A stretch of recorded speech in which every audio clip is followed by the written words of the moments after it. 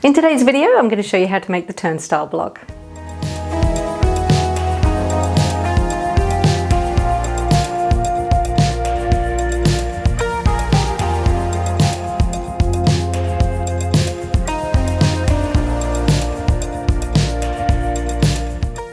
So the turnstile block is similar to a pinwheel block, which is made up of half square triangles, but with the turnstile block you have these cute little quarter square triangles. So this is what the block looks like. It's made up of 4 6-inch turnstile blocks, and it's got this cute little cross in the center which kind of reflects our cross on the opposite side there with our flying away geese block. Now it's important to note, when you make a turnstile block this way, you have to make them in lots of 2, and I'll explain why later. So we're going to make a set of 4. So here are the pieces. I have 8 squares, so these are 4.5 inches. That's the pastel, that's going to be the half square triangles.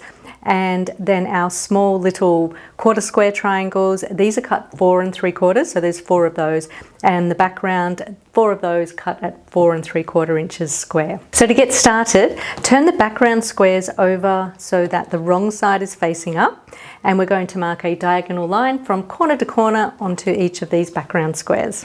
So now take these background squares and place them right sides together with the dark squares. And then we're going to head to the sewing machine and sew 1/4 inch either side of the marked diagonal line. And with the magic of editing, that's done. And I should have used a darker thread, so I hope that you can see that okay. So now it's just a matter of cutting on the marked diagonal line. And when you do this, this is going to give you your 2 half square triangles. So we've done this before plenty of times. And now it's time to press them. So make sure that when you press them, you use a 3-step pressing technique where you set the seam, finger press the seam, and then press the seam, and that will ensure that no tiny creases are pressed into the fold. So it's going to head over and give them a press now. Make sure that you press towards the darkest fabric. So we now have 8 half square triangles. So take the 8 half square triangles and place them right sides together with the 8 pastel colored squares.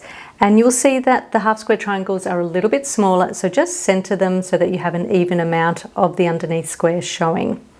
And just do that to all of them. Now mark another diagonal line from corner to corner on the half square triangles, and you'll see that this line will cross over the seam that you've just sewn. And it's important when you mark this diagonal line to make sure that the stitching line aligns with one of the lines on your ruler, and this way you're going to make sure that you will get perfect quarter square triangles. And you guessed it, so 1/4 inch either side of the marked line, and then cut on the marked line.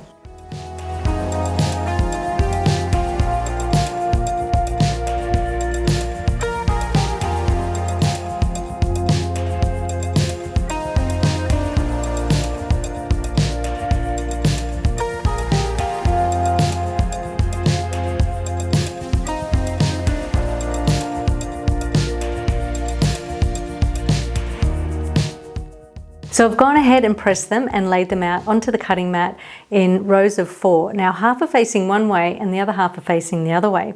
And the reason why this happens is if I was to take 2 of these and lay them out as they would have been before we cut them.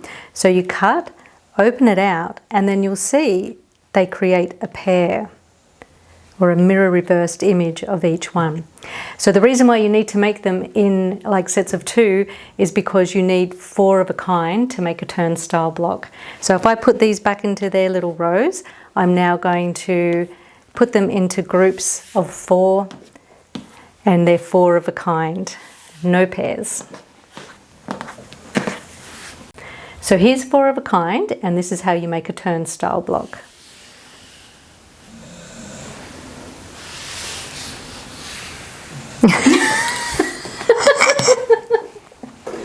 It tricks me every time. Take 2. This is how you make a turnstile block.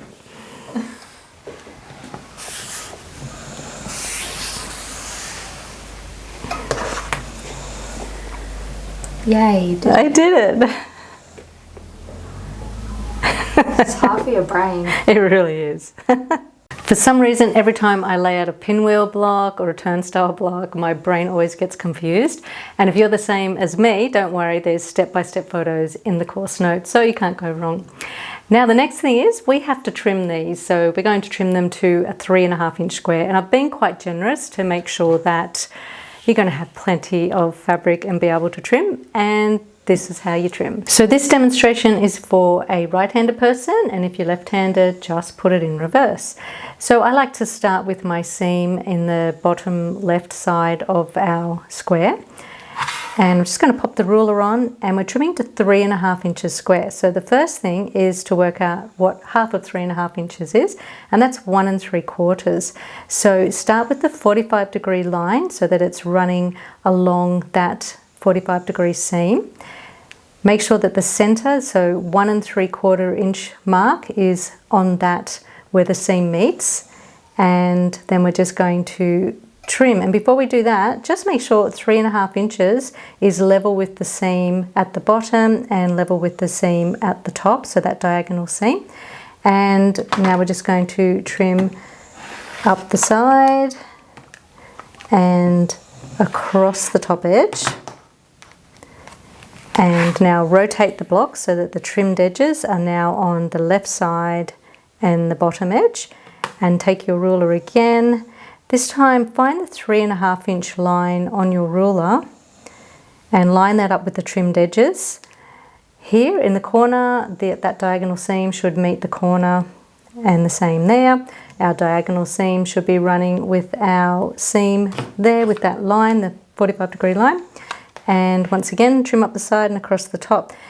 Now, it's a really good idea to use sticky grips on your ruler to stop it from slipping around, because of the seams. It sort of creates a bit of a raised surface, and your ruler might want to slip on that. So the grips, I find, really do help. And there is one of our units trimmed to 3.5 inches square. So go ahead and do the same to the rest of them. So I've just trimmed 4 units to 3.5 inches, and I've got them laid out to form the turnstile block. And I'm just going to separate that into 2 rows and put the pieces right sides together. Also this piece, those ones together, and this little set together. And I'll just head to the machine and sew that now.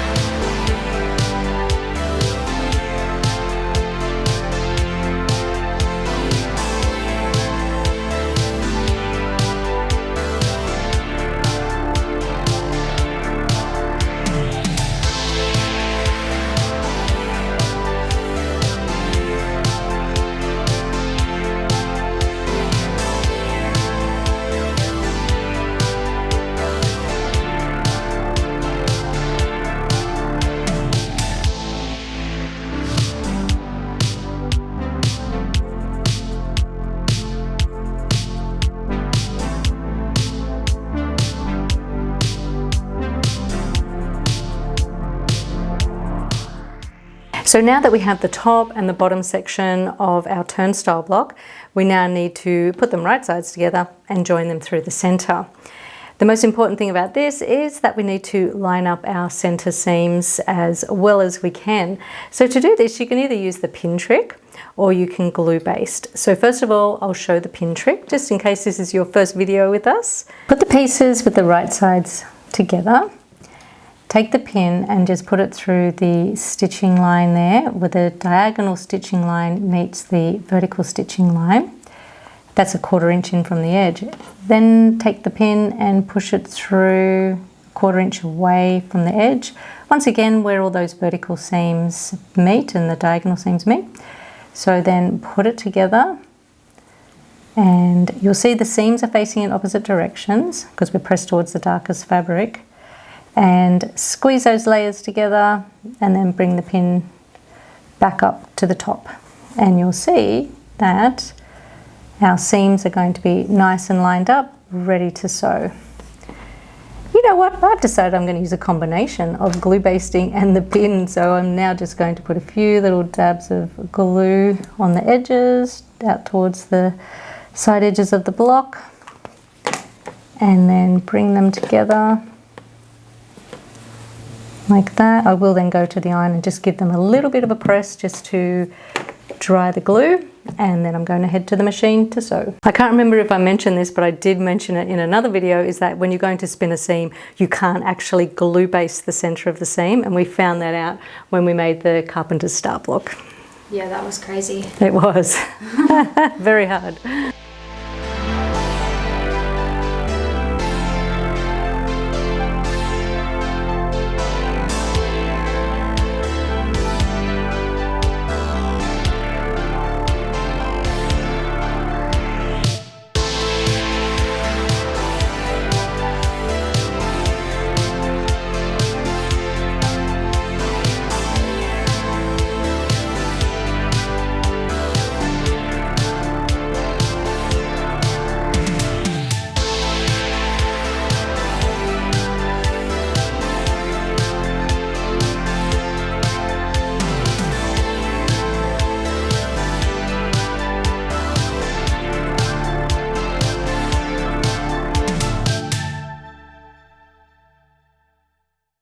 So here are my two pieces joined together, and there's my turnstile block.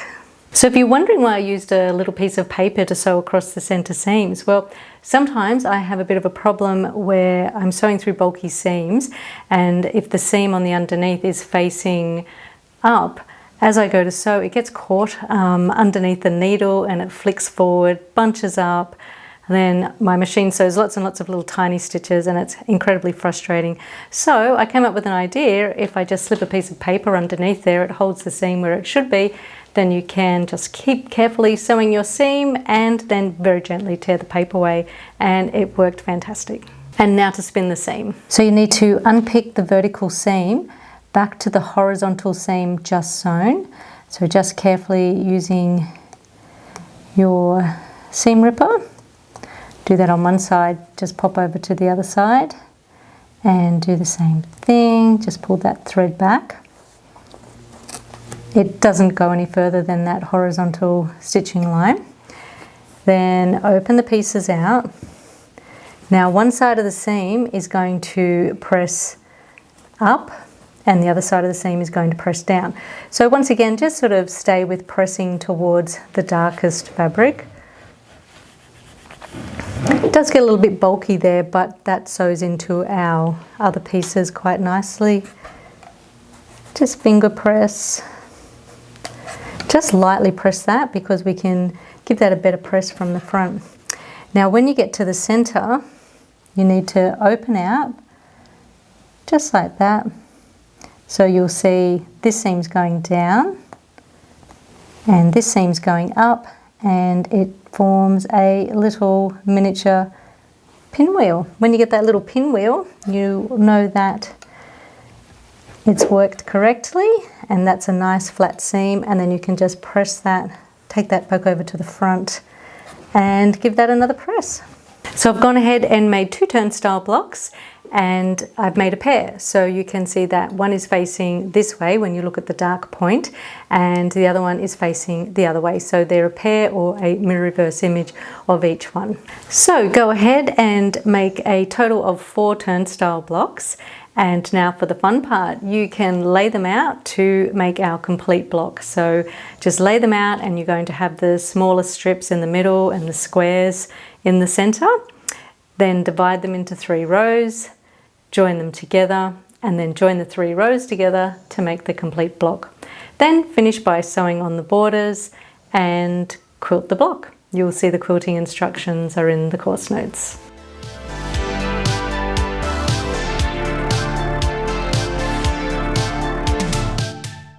So if you're a Time to Bloom course member, I have a bonus for you. I know that a lot of you really enjoy doing the foundation paper piecing, and you're probably going to say, can we make this block foundation paper piece? Well, yes, you can. So here's the template. You need to make 2 of these units per small turnstile block. So all you have to do is print your page out, making sure that you tick the actual size box, and then measure the templates. Now they should be measuring 6.5 inches by 3.5 inches, and if you've got that and that's correct, you're right to start making the block or the unit. So this is how it works. Cut it out exactly on the outside line. And when it comes to the pieces, we're going to need some triangles. So what you will do is cut the pastel triangle once on the diagonal, and then you'll cut the dark triangles twice on the diagonal and the background triangles twice on the diagonal also. And that's going to give you the pieces that you need. So during this course, I have shown 3 different ways to do foundation paper piecing. I've shown the traditional way where you stitch through the paper. I have shown a no-tear method where you use regular paper and a glue stick. And I've also shown how you also do another no-tear method with freezer paper. So you can make this block using any technique of the ones that I've shown you before. Hey, you might have another one, use that one too. But my favorite way is the good old-fashioned way where you actually stitch through the paper. So I'm going to show you how to do that. We're going to have a montage that you can easily just follow along with. But a couple of tips. So first of all, don't forget to roll over each seam with a tracing wheel. This really does make it easy to tear the paper away. And another tip is that if you get confused by always having to look backwards and forwards to see what fabric to use, why don't you just write them on the back of the paper, so on the blank side? Because if you remember with foundation paper piecing, the back of the paper is actually the right side. So that might help you putting the pieces there. Now all of these pieces have been cut out so that they're a little bit larger, so it allows for some trimming as we're sewing. And it's just a matter of following the numbers, the numbered pieces, and the lettered lines. Okay, so let's get started.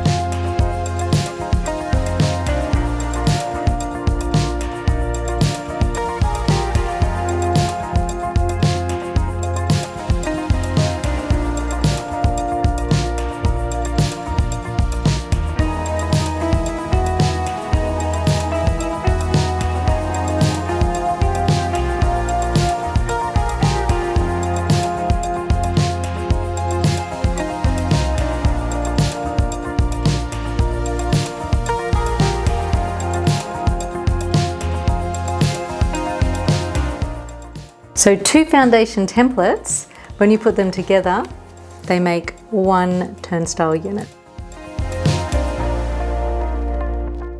Okay, so if you use the method where you stitch through the paper, like me, all you have to do is just remove the paper very carefully so that you don't damage any of the stitching. But as I said, it comes away quite easily when you use the pattern roller. And once you've done that, it's just a matter of joining 2 of them together to make 1 turnstile unit. So that means in total, you'll have to make 8. And now the difference with this one is that you don't end up with pairs. They're all going to be facing in exactly the same direction, which will look totally fine too. That was actually my original design, and I was quite surprised when I made it the other way. I was like, oh, I've got pairs. But either way is nice. So I would love to know, which way are you going to go? Are you going to go with the half square triangles, quarter square triangle method, or are you going to go with the foundation paper pieced method? So leave a message in the comment. We love to read all the messages and respond to everybody, and don't forget to like and subscribe. Thanks for watching. Bye. I thought you were going to talk about other stuff. I was. I got all nervous. I have one more thing to show you.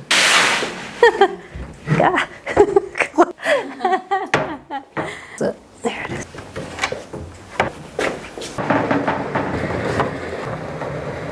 So I'm back in my big studio again, and I have my big design wall up again, and I've actually been able to lay all of the pieces for time to bloom out in exactly the position where they're going to go.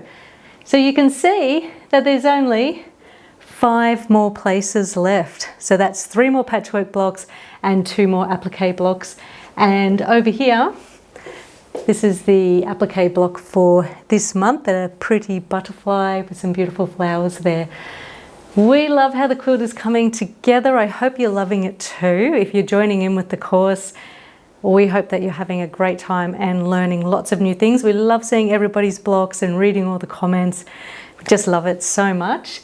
And if you're just following along and you think, hey, I might like to join in with the course, you can sign up for it anytime. So we'll put a link in the description and you can check that out on our website. So we're almost getting to 100,000 subscribers. So don't forget to subscribe if you haven't already subscribed, and click like and leave us a comment.